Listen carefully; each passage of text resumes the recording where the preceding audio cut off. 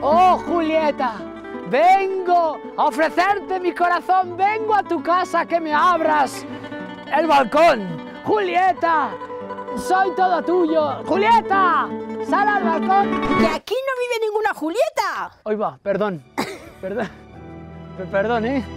Hoy va, qué movida. Yo hago de Romeo y Julieta me ha dejado, ¿vale? Pues ponte el micrófono ahí y pones texto a lo que yo digo, ¿vale? ¿Sí? Vamos allá. Ah, qué sueño. Me despierto. ¿Te vas a meter una duchita? Buah, pues igual me tengo que depilar. Bueno, nada, en verdad está bien, está bien. Y el WhatsApp ni me va el WhatsApp, no hay ni cobertura.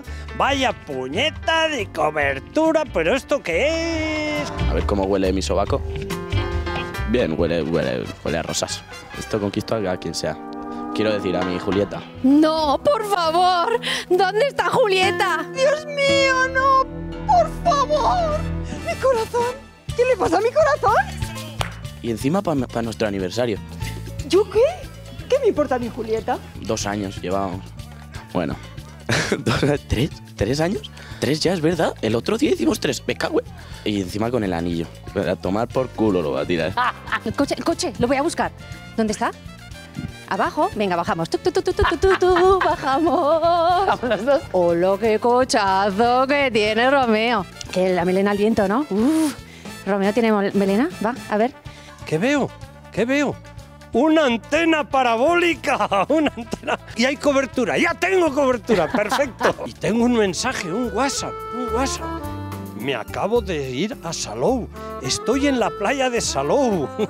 Así que si quieres verme, corre, chaval, baja de la montaña y ven a por mí. Me voy corriendo. Venga, corriendo. 200, 300. Ya he llegado. Menuda playa. Cariño, ¿cómo está? Me voy a quedar con la de al lado que está mejor que Julieta. Compro rosas. Hola, si te has comprado unas rosas, muy bien. Llamo al timbre. Abro la puerta. Abro otra puerta. Abro otra puerta. 4 puertas. Hay otra puerta. Madre mía, Julieta es una enana. Te va a encantar. Julieta, ¿quieres mis rosas? ¿Sí? ¿No? ¿Una orquídea mejor?